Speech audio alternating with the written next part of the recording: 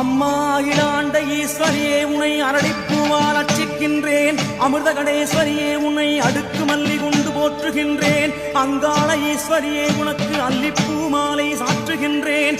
ஆரல் வாய்மொழி அம்மையே அதில் நாராய் நான் இருக்கின்றேன். முத்தாலம்மா உன் திருமேனி மணக்க முல்லைப்பூ போடுகின்றேன். தாம் தோன்றி அம்மையே உனக்கு தாமரை பூ சாற்றுகின்றேன். காளிகாம்பா உனக்கு கதம்பம் கட்டி போடுகின்றேன். பக்ரகாளியே அதில் நான் வாடாமல்லிகையாய் வாழுகின்றேன். மகாமாரியே பத்துமலை சித்தனின் தாயே உனக்கு பவள மல்லிகை மஞ்சள் அரளி காவேரி முல்லை மறிக்கொழுந்து அத்தனையும் சாற்றுகின்றேன். உன்மனம் புரிந்ததோ அம்மா?